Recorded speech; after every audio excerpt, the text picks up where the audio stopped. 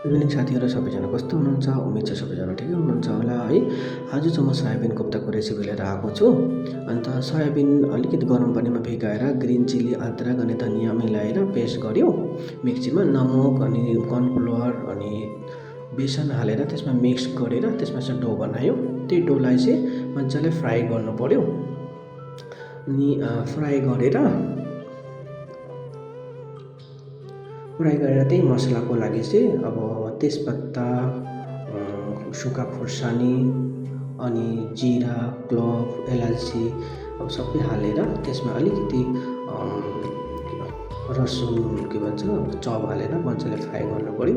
उनके बाद चाहिँ त्यसमा प्याज हाल्नुपऱ्यो।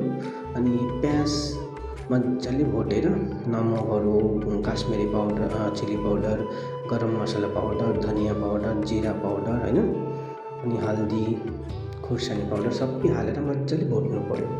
अब मैले टमेटो पेस्ट गरेर राखेको थिएँ, त्यो पेस्टले पनि उता हाल्यो मजाले। अब त्यससँग मिलाएर भुट्नुपऱ्यो एकछिन सुपाएर है। उनके बाद चाहिँ फेरि त्यो मजाले भुट्नु बाद अलिकति पानी हाल्यो। अब मसला मजाले मिक्स होस् भनेर, ग्रेभीको लागि पनि होला।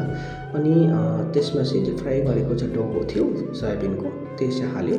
अनि हाल्नुको बाद एकछिन मजाले पकाउनुपर्छ पानी हालिकन, ताकि जो जोसी हुनुको लागि भित्रको जो रस त्यो भित्र जाओस् भनेर। फाइनली चाहिँ धनिया पत्ता माथि छोडेर अब यस्तो दामी, यस्तो टेस्टी यम्मी देख्यो हेर्नुहोस् तपाईँहरू।